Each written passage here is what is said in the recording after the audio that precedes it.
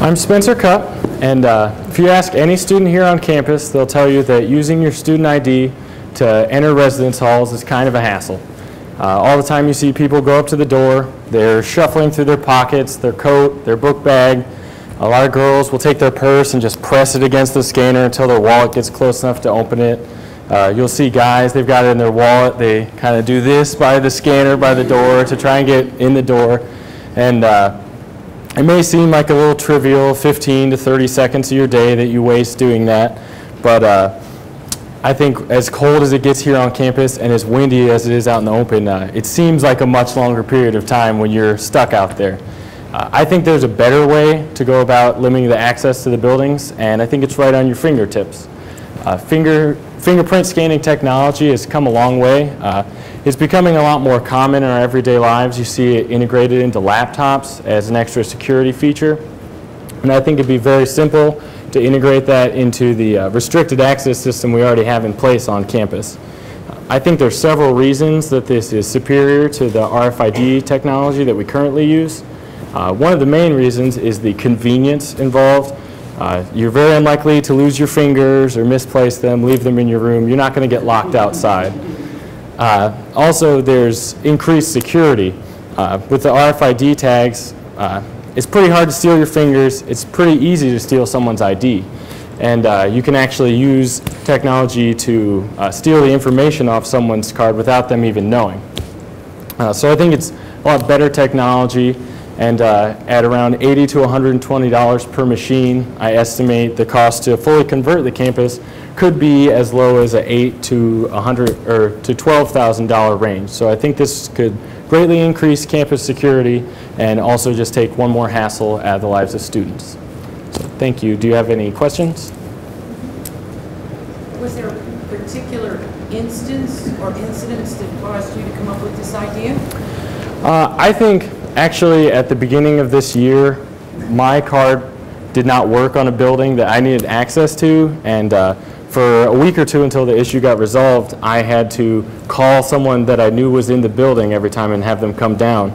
And I thought, if this system relies on this card, like why can't it just rely on me and make it a lot easier? Like I'm in the system just as my fingerprint. We don't have to worry about lying my card and keep track of what buildings I have access to just by my fingerprint. Other than yourself, what evidence can you give us that this is actually a problem that's campus-wide? I know lots of people complain about it, I've heard, and I know I've seen lots of people struggle. It's maybe one of those things that you don't notice right away is a problem, but once someone presents this idea to you, you think, wow, like I do waste a lot of my time trying to get in and out of the doors. Like I'm just going through a door, why should this be a hassle? And I think also, I don't know of any specific incidents with security, but as I said, it would not be very difficult at all for someone to steal someone's ID card and get in buildings they're not supposed to be in.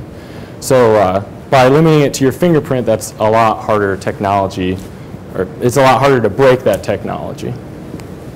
Yeah. Who would be responsible for getting all of the fingerprints as far as the new students that come in on during their freshman year, as well as those people who move off campus? I mean, how are you, logistically, how are you going to, who's going to be responsible for dealing with that kind of thing?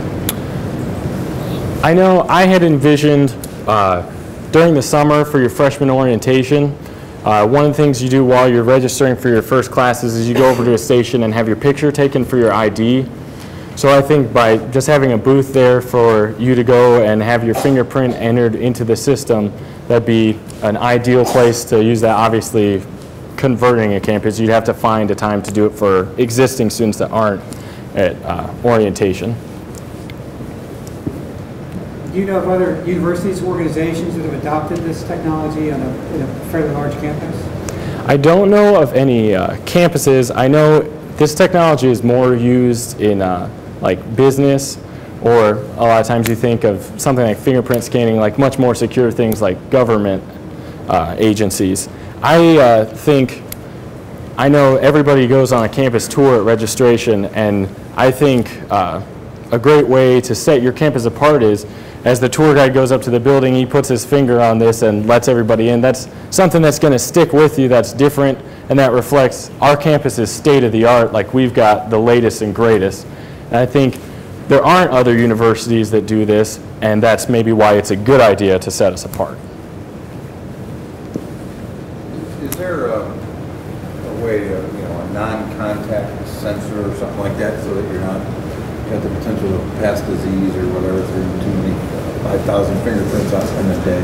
Is there readers that can? I have not looked into that. That's a very valid point. I know hospitals worry a lot about that. Lots of people touching something, that's a good way to spread germs.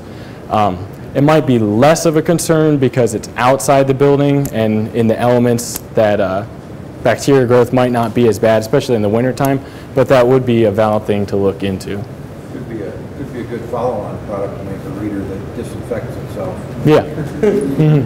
What is the cost per unit, would you say? Thank you very much. We're out of time. Very interesting. Thank you. Thank you.